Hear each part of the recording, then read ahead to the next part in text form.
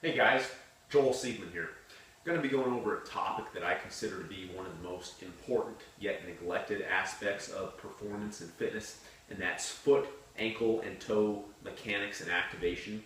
A lot of individuals think that because they do lower body exercises, squats, lunges, maybe even some running, and they're on their feet a lot, that their feet and ankles are getting plenty of activation. In reality, that's not the case because most individuals have significant weaknesses and imbalances in their feet and ankles, and because of that, they're compromising their performance, their muscle function, their movement mechanics.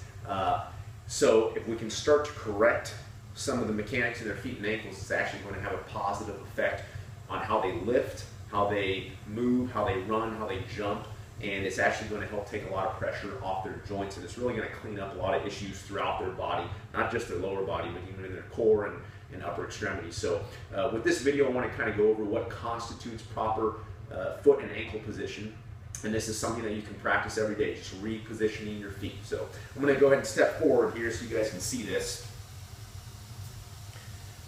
So first thing, when we're talking about the ankles and feet, we want to go over alignment. Okay, so really common when I'm doing this with my athletes and we're trying to kind of reposition and reprogram their nervous system for proper alignment, I'll say, okay, go ahead and get your toes straight. And they'll start off like this, and I'll say get them straight, and they'll get their toes about like this, and they'll think, okay, that's straight. That's still not straight. Okay, that's straighter than it was because they were here, but it's still not straight. We want the toes to be completely straight ahead. Their feet are parallel to each other. Okay, for most individuals, that's actually going to feel almost pigeon-toed at first, simply because a lot of athletes and general populations have a tendency to externally rotate.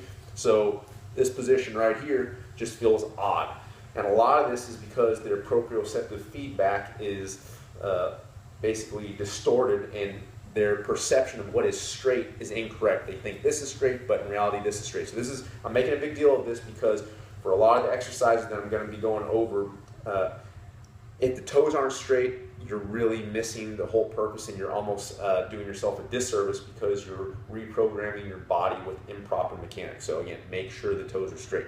Second thing we want to do here is we want to make sure that more weight is on the outside of the feet. A lot of individuals tend to pronate. I would say 80 to 90% of the people that I work with, they pronate, and because of that, their knees come in, they put more pressure on the medial portion of their foot. What we want to do is push out, okay? So push out on the ankles, and when you do that, you'll actually feel your arches start to come up a little bit higher. So if you have fallen arches or if you have flatter feet, this is great for that, okay? Once we do that, the next thing we want to do is work on making sure our entire foot is in contact with the ground, particularly the big toe. So when I'm working with my athletes, I'll say, okay, go ahead and push out, push your ankles out, and they'll do that, but their toes come up because they don't have the strength or activation and recruitment in their toes to be able to push them down. So we push the feet out, but we got to make sure that the toes are still in contact with the ground. Really important there. And then the last thing, and this is perhaps the most important, is we want to make sure that we have good spreading and spacing in the toes, okay? So see how I have good spacing here between my second phalange and first, really in line with the second metatarsal and first metatarsal, okay? So I have good space here. I can put my finger between there.